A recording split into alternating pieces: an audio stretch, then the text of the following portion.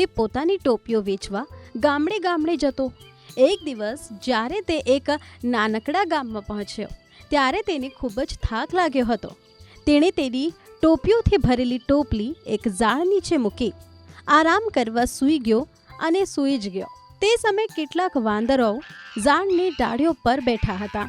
હંમેશાની જેમ વાંદરાઓ તોફાન કરવામાં માહિર હતા.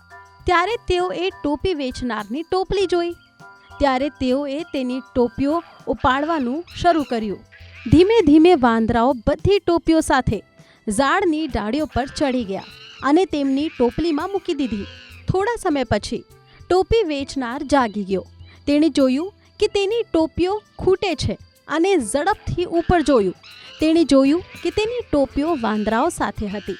હવે તે સમજી ગયો કે તેણે તેની ટોપીઓ પાછી મેળવવા માટે કંઈક કરવું પડશે. ટોપી વેચનારાએ વિચાર્યું અને એક ચતુર યોજના બનાવી. તેણે પહેલાં પોતાની ટોપી પહેરી. વાંદરાઓ જેઓ ખૂબ જ વિચિત્ર હતા તેઓએ જોયું કે ટોપી વેચનાર તેની ટોપી પહેરે છે, તેથી તેઓએ પણ તે જ કર્યું અને તેમની ટોપી પહેરી. પછી ટોપી વેચનારાએ નવી યુક્તિ રમી. તેણે તેની ટોપી જમીન ઉપર પછાડી. વાંદરાઓએ જોયું કે ટોપી વેચનારાએ તેમની ટોપી ફેંકી દીધી હતી, તેથી તેઓએ પણ એવું જ કર્યું અને તેમની ટોપીઓ જમીન પર ફેંકી દીધી. હવે ટોપી વેચનારાએ જોયું કે બધા વાંદરાઓએ તેની ટોપીઓ જમીન પર ફેંકી દીધી હતી. તેણે ઝડપથી બધી ટોપીઓ એકઠી કરી અને ટોપલીમાં મૂકી.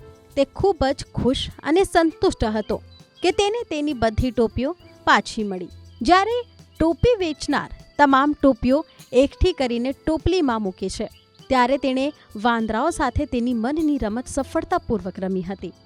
તે હવે તેના આગલા ગામ તરફ જવા માટે તૈયાર હતો અને તેની ખુશીનો કોઈ પાર ન હતો. આમ ટોપી વેચનારની ચતુરાઈ અને ડહાડ પરથી તેને તેની ખોવાયેલી ટોપીઓ પાછી મળી અને તે તેની મુસાફરી ચાલુ રાખવા માટે ખૂબ જ ખુશ થઈ ગયો. તો બાળકો, આ પાઠ તમે શું શીખાવે છે કે ક્યારેક હિંમત હારશો નહીં.